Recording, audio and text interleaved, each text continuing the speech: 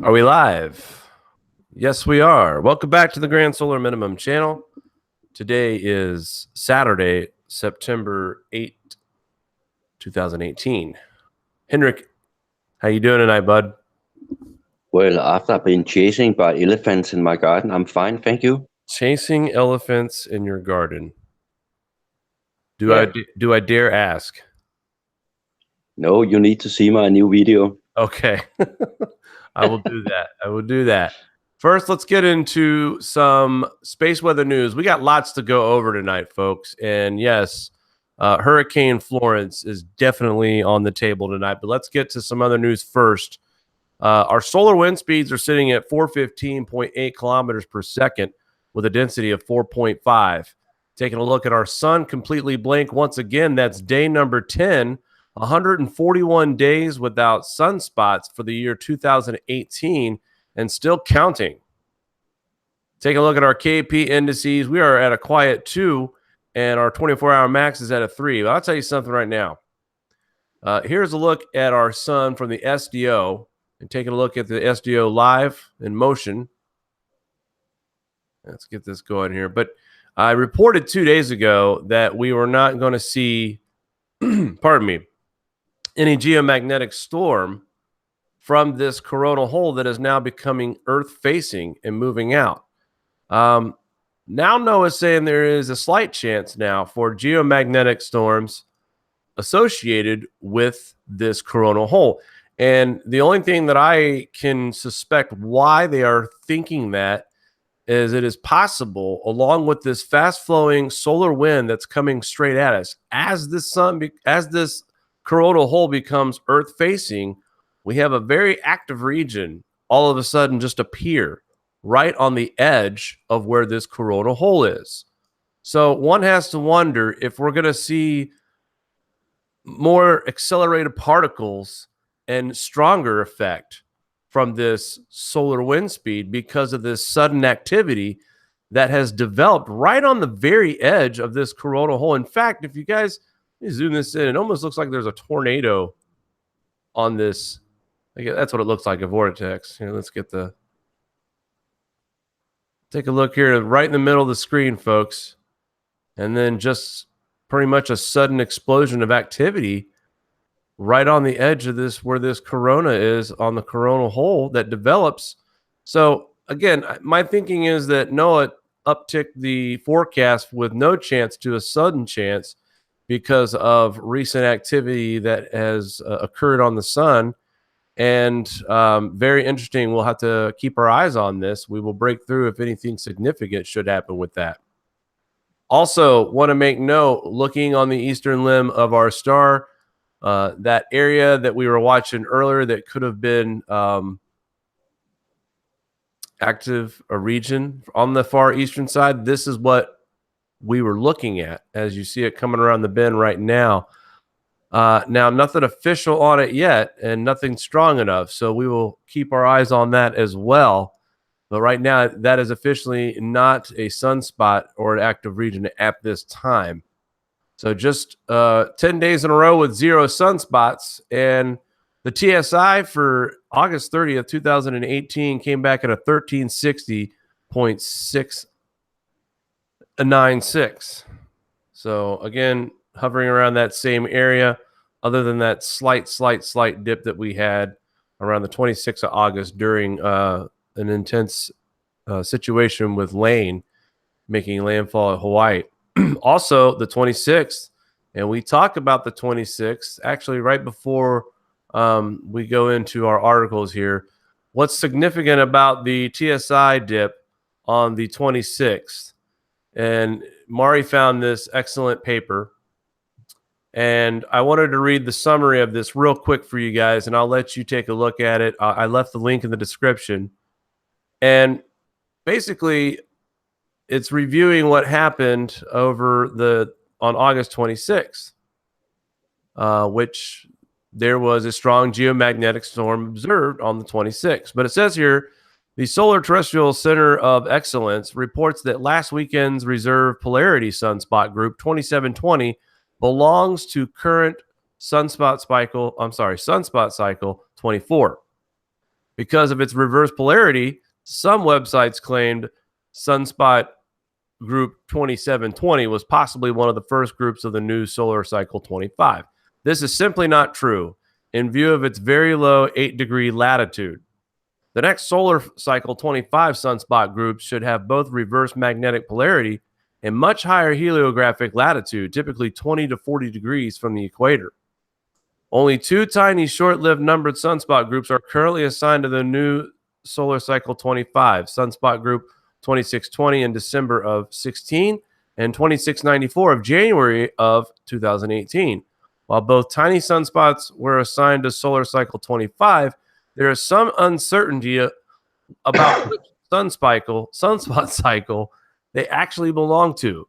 A few additional sunspot groups belong to solar cycle 25, but they were so tiny and very short-lived that they did not get an assigned sunspot number. And again, I left the link in the description like always, but this PDF here breaks everything down about what happened and why this sunspot belongs to solar cycle 24 and not 25.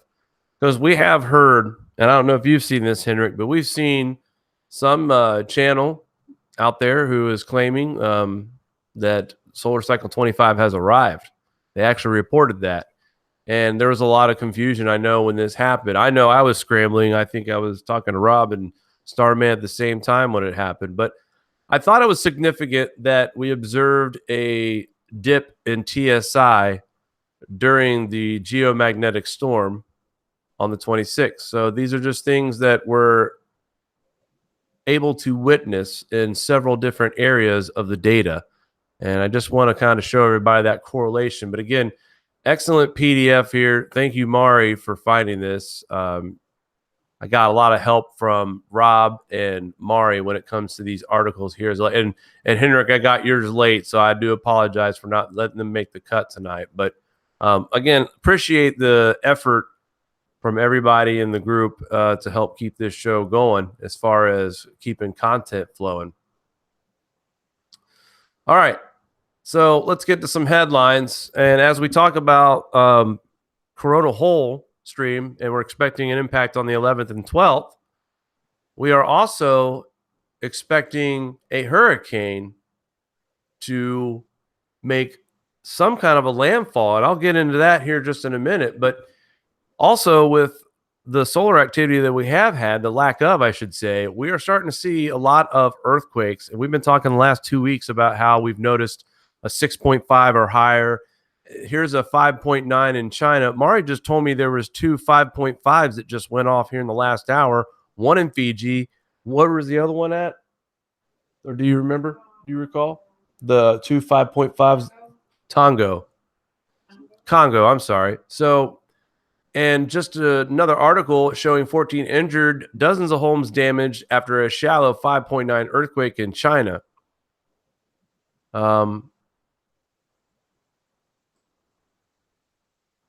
We have seen an uptick for sure here in the last several weeks of earthquakes, volcanic activity. It seems like every day I double take at some of these articles, like this one right here, strong and shallow, 6.4. This is in the Philippines. But as I've learned throughout time that I have to ask this. Is anybody doing any statistics about how it is between earthquakes and volcanoes in a grand solar minimum? How was it 400 years ago and even further back? Do you know if Rob have any information about that?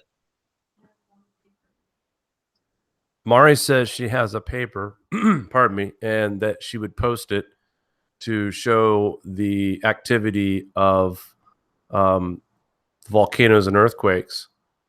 But from the foundation of what our channel is, as far as what we've learned and where we get our first, as far as I'm concerned, John Casey's work is the foundation of this channel. And we don't, or I should say, don't talk about earthquakes and volcano correlations enough on this channel. There's so many weather phenomena happening right now. it's almost like I can only get to the major earthquakes or the major volcano eruptions, but this goes back to what Casey was trying to tell us 2 years ago when we interviewed him and talked to him, and the increase, the uptick in seismic activity and its strength. Same goes for the volcano eruptions. There are several volcanoes going off right now that I know one a couple weeks ago hit the 30,000 mark. Ash plume. I mean, I know these happen all the time, but still, it just seems like a lot more. We're putting a lot of particulates in the atmosphere, to say the least. Yeah, and I still think it also have something to do with the electric universe, Well, that's just me, No, I think a lot of people that follow GSM, especially your really hardcore physicists out there, I think the electric universe is a suitable connection and correlation for. I've always learned the universe as electric. The terms to me are electric. The connections, everything just makes more sense to me in that sense. I guess I'm not surprised to hear more and more people actually coming out and saying that. And Henrik, you're one of many, I think, that believe that in this community as well. Yeah. Tropical storm Helene forms near West Africa. Hurricane watch is issued for parts of the Cabo Verde Islands. And, this is important because this does look like it's going to affect that area. So right now, it's just a tropical storm. It's located about 290 miles southernmost of Cabo Verde Island. So it's still a ways out. And it's moving at 13 miles an hour with maximum sustained winds at 75. So we're just about Hurricane Cat 1 strength for this. But here's a great shot here, a satellite image of the storm. But also, if you guys notice the haze above the storm, that's the dust. And that is a good reason why we are seeing like this sudden cutoff of no moisture. It's sudden dry air, and the dust is definitely absorbing some of the moisture from this hurricane. So just another storm to keep our eyes on, as if we don't have enough to look after right now. But another interesting article that Rob brought to my attention today, an incredible spear dart that was once used by an ancient hunter has been discovered on melting ice patch in Canada's remote Yukon territory. A helicopter pilot working with research from Kakras Tagfish First Nation organization found the perfectly preserved dart on an ice patch this summer. Says the citizens and staff had the opportunity to go up to the ice patches this year. The organization explained, it's on their Facebook page. Ice patches are usually caribou to escape the heat and bugs in the summer, and were used as a common hunting location for at least 9,000 years. In addition to the intact spear dart, a groundstone point and arrow shaft with a point were also found on the ice patches. I mean, if real, if, this is a factual story, we're not getting, duped here. This is amazing to find the technology of 9,000 years ago. I don't think a monkey made this. What do you think?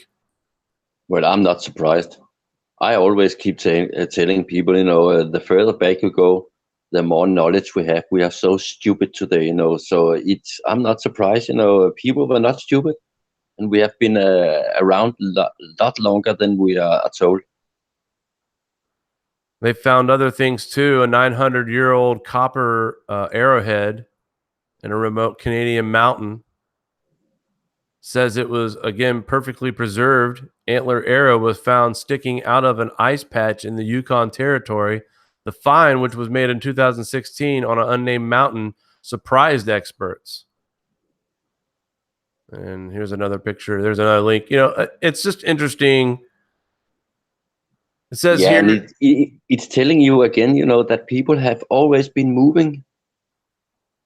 Well, this is, again, this is an example of how Ice Age has preserved artifacts for us. And you talk about perfect. I mean, this is outstanding. What a find for these archaeologists, and just more proof of what we were dealing with back then in the last ice age. We already went over that one. I'm kind of going through these a little quick, and I do apologize, but there's a lot to talk about here at the tail end. We have a couple of storms I'd like to mention. I also want to talk about this real quick. Insurance coverage scaled back following massive floods in 16 and 17. And what do you think is going to happen this year? But as the renewals have rolled up into the past year, many local residents are learning that their insurance coverage due to flooding claims is no longer being provided, capped below replacement value, or excludes sewer backups. Which that's good, I guess. But two massive storms in 16 and 17, swamping sections of Windsor and Tecumseh, flooded hundreds of homes and caused damages that saw thousands, actually totaling over $300 million in claims. At times, customer complaints have fallen to municipality politicians who also are upset because some of the insurance companies are blaming them for not doing enough to address sewer infrastructure's inefficiencies, which, that was a concern for Mari and I living in Buffalo. Their infrastructure was so old. And when we had the ice jam floods back in January of 2018, I can't tell you how weird it was to seeing people knocking on the doors of every household on our street because we were flooding out so bad. Basements, they were making sure that people weren't flooding out in their basements, and that the gas was okay. They had people in jumpsuits checking to see if the gas was properly hooked, still turned on or not on right, because of if your pilot light goes out, your gas is still flowing, and that could be a dangerous situation. So but 2016, yes, and 17, absolutely a lot more floods. And then 18, what we're seeing across the Midwest right now, in Ohio and Wisconsin and Pennsylvania and parts of New York and other parts in the South. I mean, we've seen some really bad flooding this year. So if we're seeing premiums going up or not even existing anymore because they're capped out, this is bad news for a lot of homeowners here in the near future, because as we all know, in these minimums, the way we are accelerating towards the bottom, this is only going to get worse before it gets better. Oh yeah, and have you seen the video from Spain today in Cebolla, I think it's called? That was severe flooding. My God, I have not seen so many cars run down the street. It was crazy to see. And there has also been a rain bomb today in South Medina in the Saudi Arabia. Oh my! Did you catch how many inches of rain was dropped on that? No, I'm sorry, not. Well, if it's a bomb, it was quite a bit. Then we know that they don't use that term unless inches, almost a foot, is collected in a short period of time. So it's just like the Korean or North Korea, where they had their 26.69 inches of rain in 28 hours, and nobody was talking about that. So, but I want to move along real quick. This is not really grand solar minimum related, but the effects of our weather right now. I talked about this during baseball season, and here we are. Tomorrow is opening day in the NFL, and really only one game is affected right now, and that's in Cleveland. But it was funny because I'm reading these articles, and a lot of these opinion articles are saying, there's going to be lots of weather issues tomorrow. They're expecting over 5 to 7 inches of rain. They're talking about wind gusts of about 45 miles per hour at times. You're going to have, look, this stadium is located right next to the lake. So you're going to have flooding issues in and around Cleveland.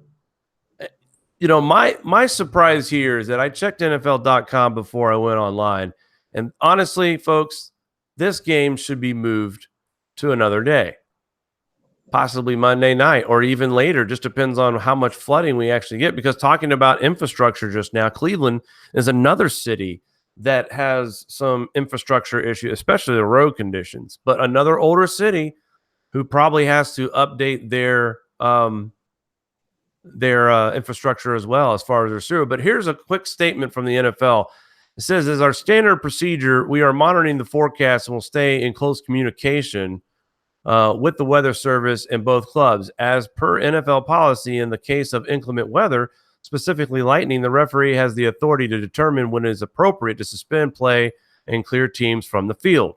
The NFL Game Day Operations Center is in constant communications with the referee and on-site NFL football operation, blah, blah, blah, blah, blah. So basically, the NFL is saying, we haven't gotten the word yet to say we're going to cancel this game.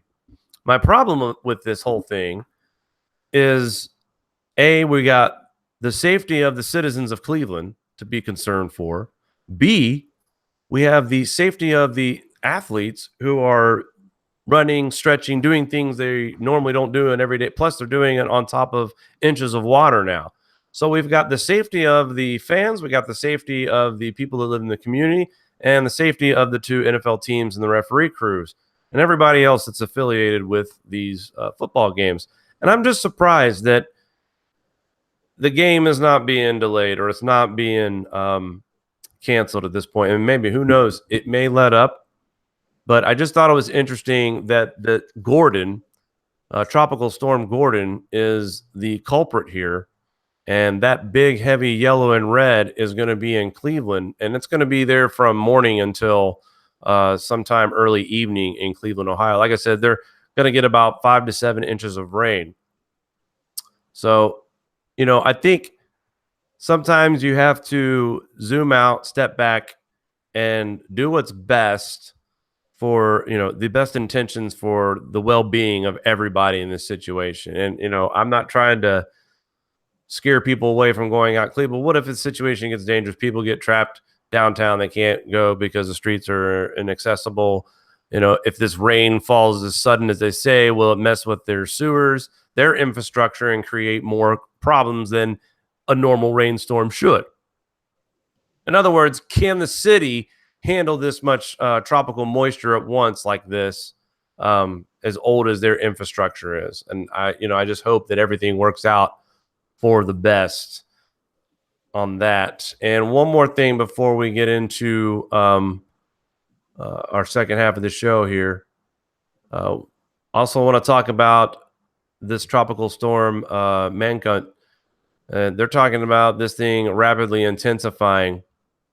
And we've already seen enough over here in Asia with Japan, with the mudslides. Mari found another recap article on Japan with their earthquakes and the flooding and the injuries, the rescues that are still going on, the searches that are still going on. We can't stress enough that this part of the world has seen its share, and the Pacific has definitely been active. But here we go. This tropical storm is located west of the Marshall Islands and more than 800 miles of East Guam. Environmental conditions are favorable for intensification, including with low wind shear and warm sea surface temperatures. This system will become a typhoon by this weekend. Now, rapid intensification is also possible, and it is expected to become the equivalent of a major hurricane Category 3 on Monday local time. The storm will generally track westward for the next few days, steered by an area of high pressure to its north, which will bring it towards Guam and the Mariana Islands early to midweek. There are also some uncertainty in the exact track and the strength of this system. It is possible Guam will be impacted by a typhoon, the equivalent of Cat 3. So people out there in Guam, take heed now, prepare, do what you can. This is another unfortunate. It's not like these folks can just jump on the highway and go, a couple hundred miles away from where the store is. They're in an isolated area. So we can't stress please be on alert and be aware of the situation. And again, they were recently impacted by Typhoon Jebi at the end of August as well. So it's like the punches just keep coming out there.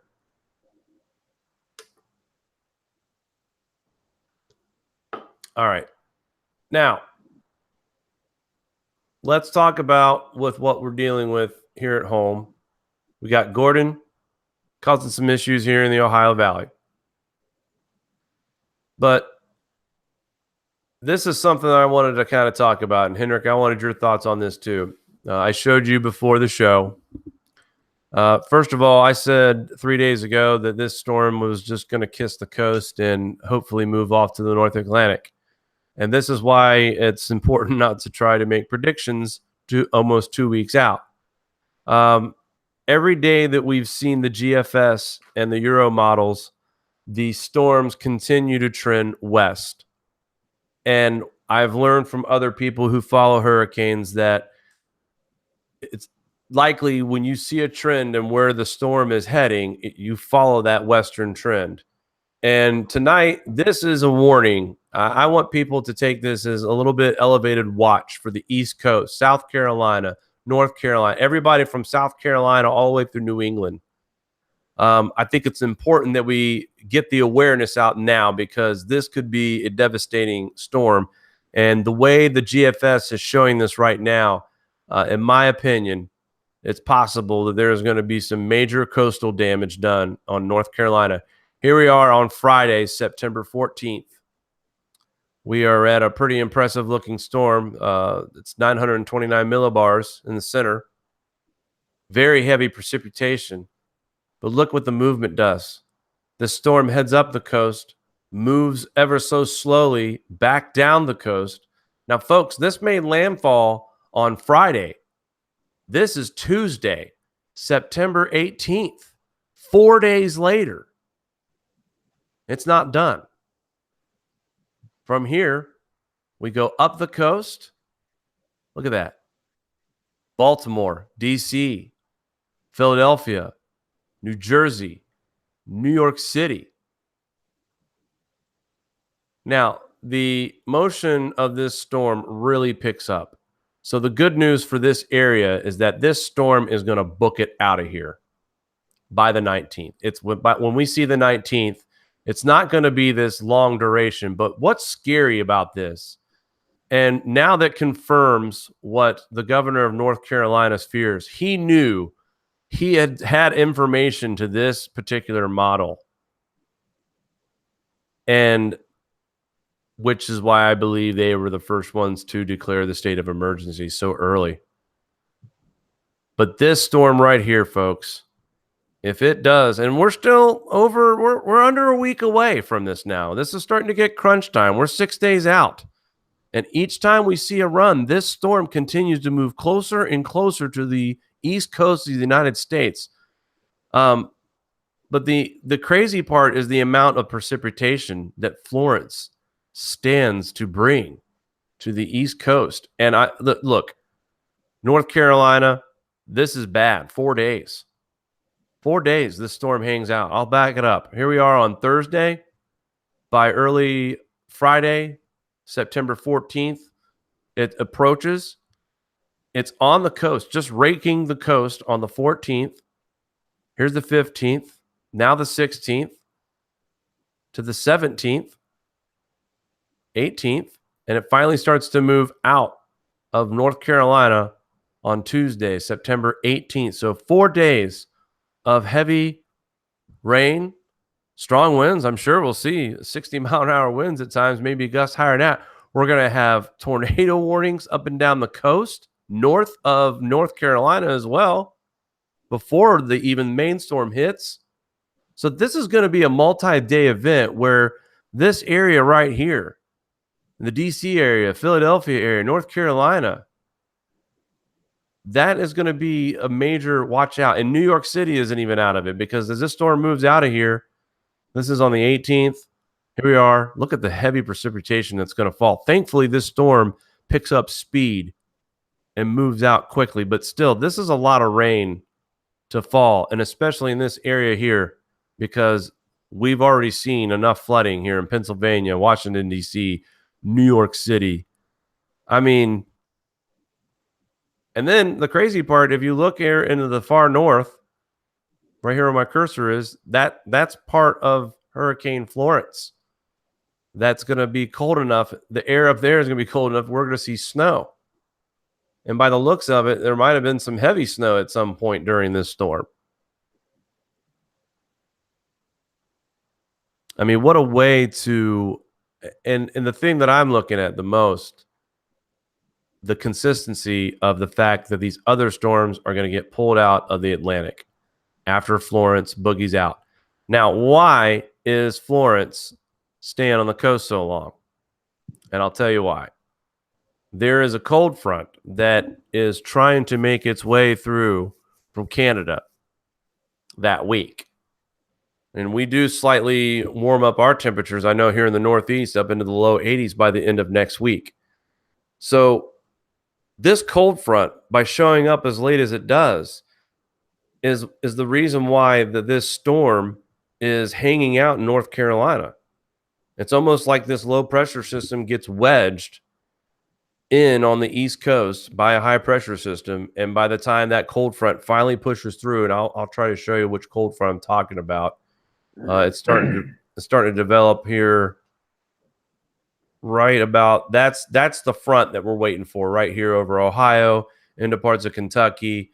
It's a lot more prominent up north in Canada. You see a lot of colder air behind that, but that's the cold front that we're waiting for to push Florence off to sea.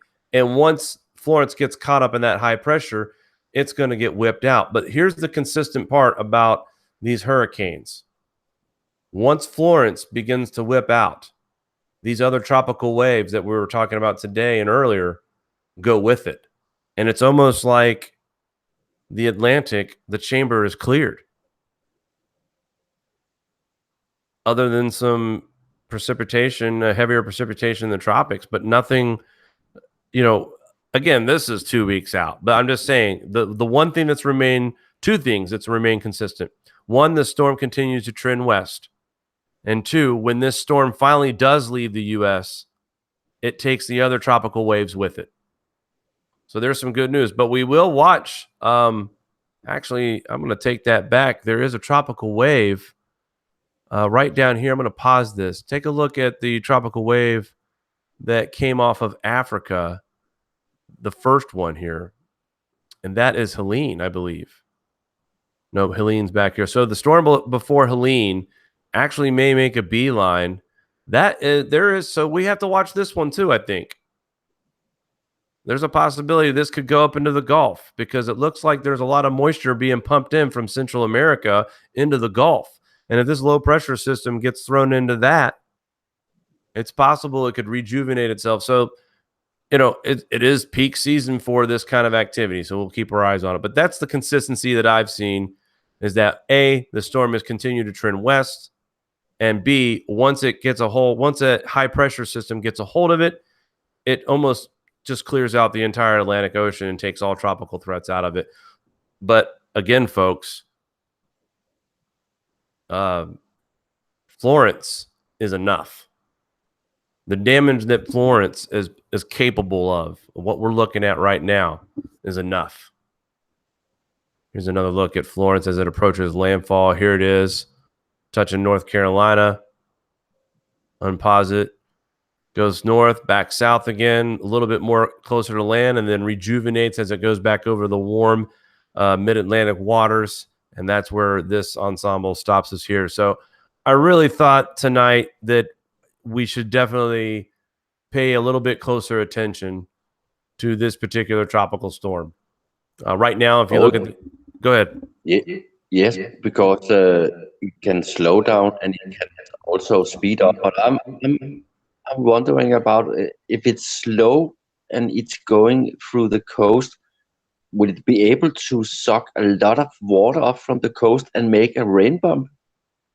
I mean, yeah, certainly. The waters off of the East Coast are warm enough. This thing is going to get fueled. I mean, right now, if it continues to move where it's being forecasted, the waters are warm enough. We all know that warmer water supplies more energy to the storm. And plus, Florence could just also devour the moisture that's in the invest that's right in front of it. That's not going to move anywhere near inland. Like I said, I think that's going to become a victim to Florence as Florence continues to make its trek towards the West Coast. But man, what a difference. We started talking about this storm 4 or 5 days ago. And that original broadcast, I told people it didn't appear that we were going to be affected by this, that Atlantic SSTs are just too darn cold for any kind of support of any storm. And here we are talking about a major situation developing here on the East Coast. And this isn't sensationalism. This isn't over. We need to be aware. There are other ensembles. The European model makes more of a landfall than raking the coast. Right here is where the Euro models show the storm going further inland into North Carolina, into parts of Tennessee, and dissolving in the U.S. that way and not moving up the coast. Either way, the one thing that the Euro model and the GFS model kind of agree on is that the storm, as it approaches land, it is going to hover the coast. No doubt about it. And again, we're talking about strong coastal flooding. Also, erosion. This is going to change the way our beaches are out there. If this storm continues on its path, this is going to be a bad one. This is why we had the governor of North Carolina talking about farmers harvesting faster. We're going to lift some travel regulations so you can get your work done quicker. This is why. But these rain bombs you were talking about, that comes from weather systems as complex as this, plus the amount of charged particles that we have in an abundance in our atmosphere, along with natural particulates from earthquake, volcano eruptions, forest fires, brush fires, any fire. And then you have to throw in the man-made factor, which is a small one, but still, all that combined. Particles create moisture drops, raindrops, snowflakes. That's where you get your rain bombs. Those form over areas that are highly favorable with the conditions that I just described, plus warm temperatures. And last January, we saw last March, we saw 4 to 5 nor'easters hit the East Coast. And that is the way this storm is kind of acting.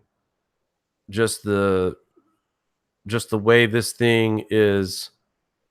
Actually, it's kind of interesting to watch. Are we going to witness a 50 millibar drop in 24 hours? That is the definition of a bomb. And right now, we don't see that.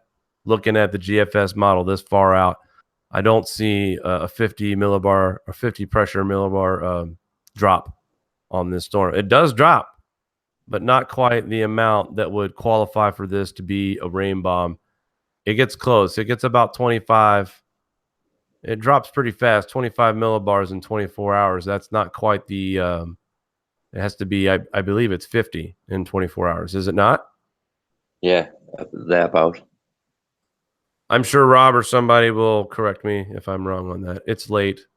A lot to talk about, but I mean, this just goes back to how the sudden change of this forecast. In the beginning, this was not a threat. And now when you start to see signs like we saw last night and warnings like we had last night when they're talking about harvests and crops, I think that might be the slight hint from now on. We should watch. Maybe that's the highlight of the news. When you see something like that, it makes you wonder if the governor had seen this model scenario, and that's what led him to do what he did. Either way, the entire East Coast and this GFS model here is under fire right now, and everyone should prepare for the worst. Let's hope for the best. But right now, this is a dangerous situation, and hopefully the models change and this storm moves out. But right now, this cold front that Florence is waiting on, that's why it's not leaving. When it finally does arrive, it'll shoot right out of here. But it takes its own sweet time to get to the East Coast. And that's what a lot of forecasters were concerned about.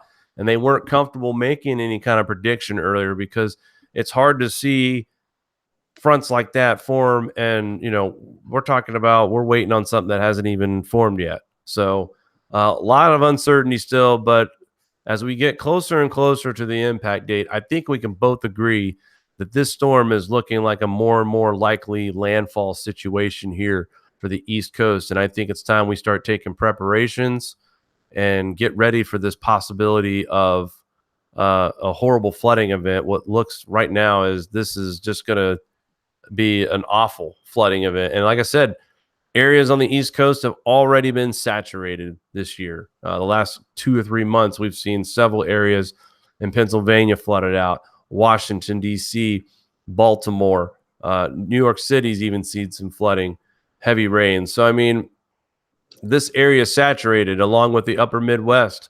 Ohio's getting it right now. I've got family that lives in Southwest Ohio, and speaking to my brother earlier, he was talking about how it's just been a steady rain, and now they're getting ready to see the heaviest part of Gordon as it moves into the Miami Valley right now in Ohio, and it's only the beginning. We are expecting this rain up here in the Northeast by Monday, and it's supposed to rain all night from Sunday into Monday, but nothing like this. We're not going to get the amount of moisture that Ohio and possibility of Western New York could be seeing some of this. And I'll tell you something right now, if this storm continues on its current track, and I think this high pressure system is too strong for it to go up above that boundary. So, you know, it's possible Buffalo is going to miss out because of the cold front that's coming through right now. But I can tell you right now, they wouldn't be able to handle a storm like this. Their infrastructure after the ice jam floods back in January, I can tell you right now, 7 inches of rain in an 8-hour span for Buffalo would be disastrous. They're already having problems and flooding right now in their suburbs in Cheektowaga. I've seen stories about Lackawanna and Depew, how they're having issues with sewage, raw sewage ending up in lakes and rivers and streams because their infrastructure, again, has become overwhelmed with the amount of moisture that continues to fall. And rain bombs that we continue, that word's going to continue to be heard more and more as we continue through our journey to the grand solar minimum. But Henrik, did you have anything you wanted to add? I know I covered a lot tonight, and there were some things I know you wanted to talk, but did you have anything in particular you wanted to mention tonight about your neck of the woods? No, not especially. All right. Well, I thought maybe you'd have some words of wisdom for the folks on the East Coast. Any advice for prepping or anything like that? Well, of course, I always think it's a stupid thing not to prepare, especially if you are living, as you are saying, in areas where you have problem with waters before, and especially if you have animals, you know, pets, and there's always stuff you can do to help people who don't get around themselves, you know. There's always a lot of people you can help, and animals if of course you have done what you have done for yourself first, because you always have to help yourself so you can help others, you know. And that's true. You hit a note there about pets. That's another thing too. We got to make sure we take care of them as well. Don't underestimate the floodwaters. They come pretty fast, and I think what's really shocking, you know, we've seen a hot summer in the United States. For the most part, it's been a normal summer here, but with a lot of rain and a lot of flooding, and that concern of all that moisture that we're getting here in the summertime. And, you know, the only thing I think we could probably hope for is that it does get really cold this year. The colder the air, the less moisture that will be relevant, and the snowfalls will be lighter and more of a dustier type. But they're predicting for this winter a couple of big winter storms to hit the Northeast, but that's normal. But also the Midwest, the Northern Plains are expected a little bit more than average snow this year. But if we get any kind of the moisture fall that we've seen this spring and summer here in the United States, I can't imagine if the winter, if for some reason that we get an El Nino this year where we get slightly milder temperatures, that may be a bad thing as well, because if you're talking about temperatures in the 30s, the low 30s, upper 20s, and we get a heavy moisture situation with temperatures just below freezing, that's where you get the most heaviest snow, and also the bigger accumulations come from snows like that as well.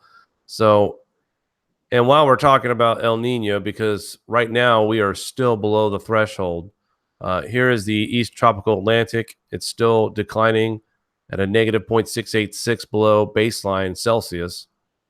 The El Nino index did go up a little bit to 0.204. Again, for El Nino, we need to see a 0.25 or higher. And also taking a look at the North Atlantic, it was also on the mend heading back up towards baseline, but has since declined and is still looking to continue that decline. We are now at a negative 0.416 degrees Celsius below baseline. So, and for those of you who are new watching to this channel and are new to the topic, the last time that we saw the North Atlantic temperatures above baseline was all the way back in April of 2018, this year.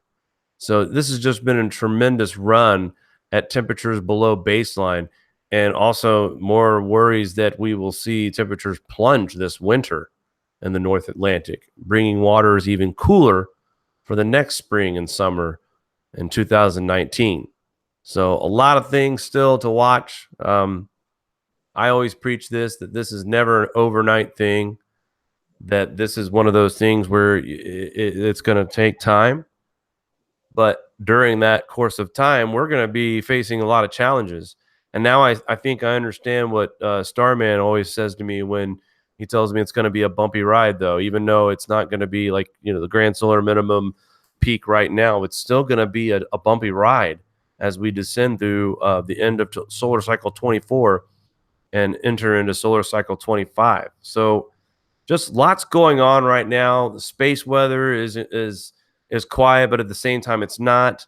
Our weather here is getting a little bit of intense, along with earthquakes and volcano activity and fears of crop loss from the storm that's coming up, and just more flooding and more concern of safety and well-being for humans along the East Coast. I'd like to see the number of how many people in the millions. It's probably going to be in the millions of people who are possibly going to be affected by Hurricane Florence. All right. Yeah, and it doesn't matter if it's take the coast or go inland. It will absolutely be millions of people. Yeah. Mari, I was wanting to check in with you. Mari is my lovely producer here. How's everybody doing tonight? Wow, Jake. It has been a busy weekend night here in the chat on GSM. Super pleasure meeting lots of new people tonight. So I don't even know where to start. I'm going to try to do it as quick as possible and squeeze as many people in. First, I'd like to thank Raymond. He's a new subscriber. He did a super chat. And I just want to mention he is a U.S. Army retired vet. And we have all these Army vets. I got some massive respect for all of you. Just watching you and hearing the talks in the chat, massive respect. Rob, Jeff, Brett, like all of them. Massive respect out to you guys. Jeff, he just started popping in the chat. I think this week I noticed him, and he is having French toast with that beer. I don't know how to pronounce it. It's Yingling. Yingling. So it just sounds. I don't drink, but it sounds sort of amazing, like a nighttime little snack. French toast and beer. Not bad. You've had it, Jake? Oh, like I said, it's a Pennsylvania, Ohio beer. See, I've never heard about that. So in Jeff, he has a connection you would be interested in. He's I don't know if he lived, but from what I recall yesterday, Manchester. Oh, so you got the connection. Bonnaroo. So I told him to drop you a line. I don't know if you've seen it yet. Lots of new people. There's Jim, Julie, Jessica. She was a mod. She hasn't been around a while. Or her health. I wanted to say hi to her. We have Rob, Starman, Missy Gypsy, Tom, Jim, Brett, Pete, Catherine from Maine is new. Just some funny comments as well. Standing Foot. We're talking about hurricanes, and when you're dealing with serious issues and stuff, sometimes it's nice to have some comedy. And he just he cracked a joke about dropping 500 gallons of dish soap in the hurricane and then just put bubbles. It just made me laugh. I'm easily amused. I don't know. It just made me laugh. So you guys are great in the chat. And as always, it's just a pleasure to sit here and listen to the guys talk and chat with you guys. And I hope you all have a wonderful weekend. Stay safe. Wow, quite the report there for Mari. I think that was probably a record. You were a full 3 minutes on that one. Jake, you know what? On the Danish island they call Bornholm, I was living there for almost 3 years, you know, and every Monday after a week, you know, they have this fountain of water in the middle of the town, you know, and there was so many bubblings every Monday because drunk people were throwing soap in, you know. That's not a bad idea, though, dropping a bunch of dish soap. It Bubbles. looks very funny. I mean, bubbles, yeah. Bubbles everywhere. It's just a clean little fun thing, I guess. I don't know. That would be great if if we could do that. I'm sure that would be happening right now at this second, because I'd rather see a bubble hurricane than what we are actually looking at. But again, everybody, I really appreciate the support tonight. Thank you to all the newcomers. Thank you to our longtime subscribers. I'm not finished. Uh-oh. Go you for know, it. Before we are leaving, you know, people think I'm German. I'm not. You know, someone was writing to me, you know, which I cannot agree, that she was telling me that when I'm speaking on your show, I was sound like, what is his name now? I forgot it. So stupid, I'm sorry. All right. Okay, it will come to me in a little minute. It's him with the ancient alien and stuff. I think he's a German. Well, I know who you're talking about. I can't recall his name either. No, but okay. Anyways, I'm not from Germany. I'm from Denmark, and I just want to tell people, you know, in Denmark, you know, the Danish people, you know, they love to brag about they are good Christian people, you know. So imagine this is a Danish family. Sunday morning, Mama is sleeping late because she has been drunk. And daddy is sitting with the breakfast table with his 12-year-old daughter. We can call her Herbes. And she's saying to Daddy, "Daddy, you always say you are a good Christian person, but Daddy, you are a Democrat. You are lying and you are cheating on Mama." What the fuck, Herbes? What are you on about? If Mama ever ask you if Daddy has been with other ladies, you don't have to lie, Herbes. You just tell Mama no. Wow. That's Danish people, you know. That's crazy. That's almost wow. Yeah, I think people don't know their accents if they're thinking you're German. Say something and say welcome to the Grand Solar Minimum in Dutch. Do you know Dutch? Are you can you speak it? Can you speak it well? You know, it's do you mean German or Dutch? Because Dutch is from Holland, you know, and I get so confused about it's called German when it's from Germany and Dutch when it's from Holland. So do you mean Dutch like Holland? Yeah. No, unfortunately I cannot speak it, but actually today I was on the internet because, you know, in the 1500s, the Danish king was inviting a lot of people from Holland to Denmark to grow vegetables, and my family was coming from Holland, from a town called oh my God, I have been smoking my brain out today. I'm so sorry. Right. Kampen. It's because it's 4 o'clock in the morning. It's in Denmark now, but I have my family come from a little town in Holland.